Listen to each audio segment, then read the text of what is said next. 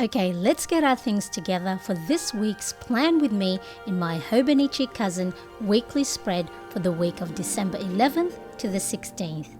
Washi tapes, sticker book, nice new smelling candle for some nice ambiance, my Tombow jewel brush pens, a pen, tweezers, a ruler, and of course, my Hobonichi planner.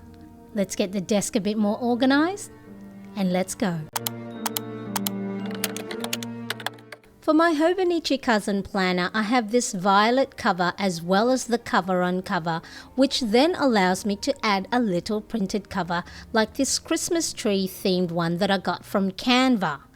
I printed it on vellum paper so the violet color of the cover peeks through.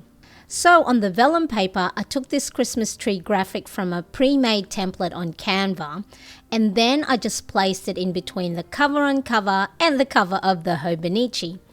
Now I didn't stick it down in place with anything as I didn't want to leave any sticky residue on my cover. It does move around a bit, but I'm fine with it. Since my Hobonichi Cousin planner doesn't start until the new year, I have photocopied the weekly 2-page spread on 120 GSM weighted paper. That way I can start planning and figure out how I want to use the Hobonichi planner pages before 2024 begins. So here's 4 weeks worth of weekly spreads so far, and last week's layout was inspired by Just Be with Euodia here on YouTube. I also plan in the 1-page daily for my everyday planning. I don't really use the time block layout of the weekly spread, however, I did find I needed to write a few regular weekly tasks. I wanted to also have a place to track my 7 key areas of focus and habits and my workout, plus a place just to write any brain dump or any other things I want to note down. So let's get started. I'm going to just use the 2 Hobonichi original A6 AVEC planners I have on the left hand side of my planner so I have a flat surface to write on. Now on the back of this planner I do also have photocopies of the daily pages that I originally started to use as my daily journaling, but I switched it around to using the daily for my time blocking, tasks, to-dos and appointments. Okay, let's embellish this baby up. All items I do show and mention, I have the details in the description below. I'm adding washi tape at the top as I want to use a different days of the week washi tape over the printed ones. Now I'm going to be using this days of the week washi tape and just cutting the excess tape around each of the words. Now I did realize that the words are going to be a lot wider than the width of the columns, so even though it's a bit of a waste to cut off part of the days, it's something that I just gotta do now. So I'm just using the first 3 letters of each day and adding it to the top of each column.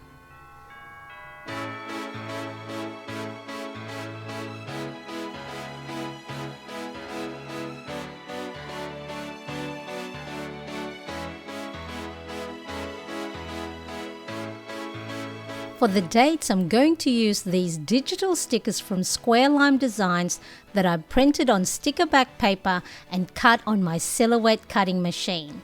So I just add the numbers from 11 to 17 to the top of each column. Next, I'm going to add this floral washi tape to the bottom of the spread. Last week I had the washi tape at the top, but I don't want to break up the page like this, so what I'm going to do is I'm going to draw these boxes a little bit higher on the page. I'm going to write my headings with this Tombow Fudenosuke soft tip brush pen. First, the date range. And then on the left hand side of the spread, I'm going to write out the breaks that I want to make sure that I'm taking on a regular basis throughout the day. At the bottom of this column, I want to track my reading habit in the morning, and I normally write down how long I read for. I try to read a minimum of 15 minutes each morning. The micro breaks I like to take on a regular basis include taking 1 minute deep breathing, getting up and stretching, writing in my gratitude log, making sure I'm taking my vitamins, as well as updating my mood log at the end of each day. I try to make sure the ink of the brush pen has enough time to dry a little bit before I write over it, or else the ink of the pen may feather or weep. The next thing I like to add at the top of my weekly spread is the weather forecast for each day. I use weather icon stickers from Square Lime Designs, and the reason I like to know the weather is so that I can inform my husband, who works outside of the home, and my older son, who travels to his high school, which takes around about 45 minutes door to door, what the weather will be like for the day, so they can bring their umbrellas if it's going to rain, or if it's cold during the autumn-winter season, they can put on a jumper or a jacket. I've printed my digital stickers and cut it to size so it's in this tiny little booklet that I can house in one of the card pockets of my Hobonichi cover. Now there's been lots of cloudy days recently and I have run out of these stickers in my little booklet, but I did have some spare that I keep in my pocket Filofax, the original organizer, in the color Midnight Blue. The next thing to add to my weekly spread are the known tasks and events for the week, and I turn to my monthly calendar for these information. Anytime specific tasks, events or appointments, to make it stand out on the page, I like to draw these dash borders around it. The same if the task is of a high priority and I want to flag it to myself to note when I then do my daily scheduling.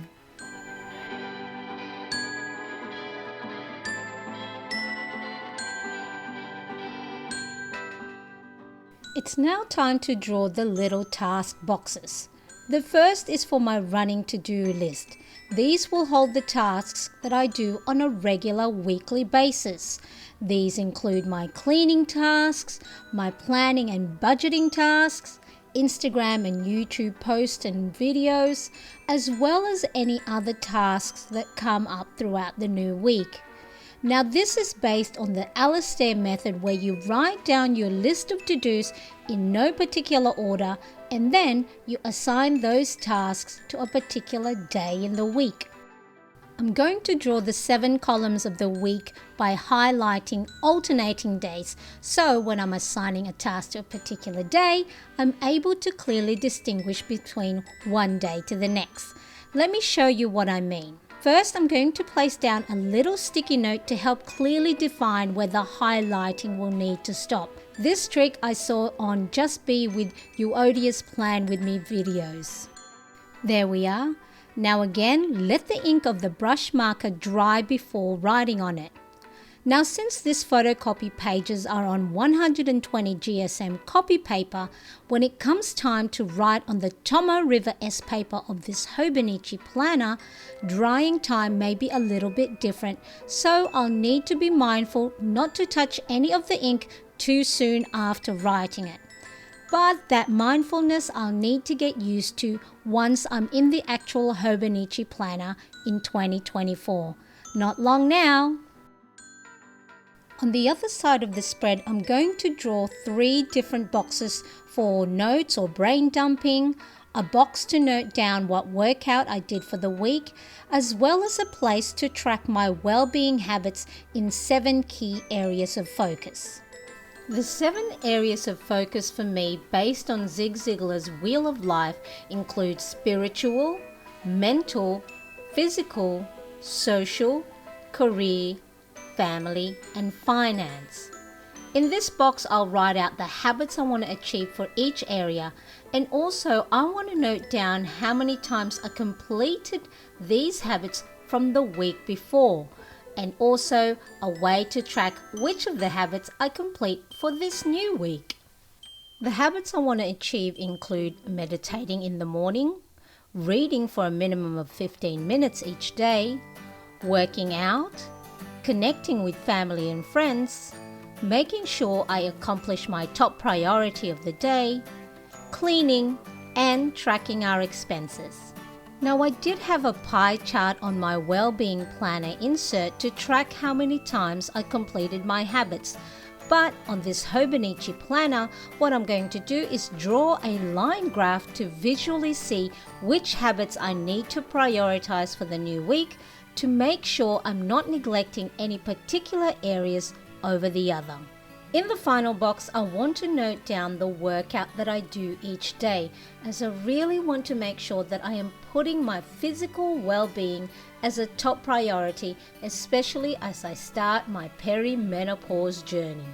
The big box right here at the bottom, I'll use it to write down anything else that pop up in the week, like random thoughts or for brain dumping. Now, instead of leaving it plain, I'm going to use my Pilot Friction Colors marker in blue and red to make it look like lined notepaper. Because this photocopied version of the weekly spread, the grid lines are a little bit faint in some areas, it was a little bit hard to see where I needed to draw the lines. So some of the lines didn't come out as even. But that's okay, as this Friction Colors marker can be erased without any worry. Again, I'm using my Tombow brush tip marker to write down my notes heading. To make each box stand out on the page, I'm using a grey Tombow brush marker to create shadows at the bottom and the right hand side of each box. And for additional embellishments, you can't go wrong with more stickers. These ones are from Kina Prints and a few more from Square Lime Designs. Now, if you're liking how I have set up my weekly spread in this Hobonichi Cousin Planner, make sure to hit that like button and share it amongst your planner friends. It will really mean a lot to me. Before we have a look at how the weekly spread looks, let's tidy up a little bit. Making sure to put everything back in its place will help set up a nice desk for you to do your planning on. If you're not yet subscribed, make sure you do and hit that bell to get notified of when I upload new videos, as well as when I go on live for my regular Plan With Me sessions. Today I will be attending my older son's end of year school presentation, so I'm unable to be here live with you today, but we'll be back again chatting to you in the chat next week. Make sure to write to me in the comments section below to let me know you've popped by and that you are doing well this week. Thanks for watching, and watch this next video for more Hobonichi setup.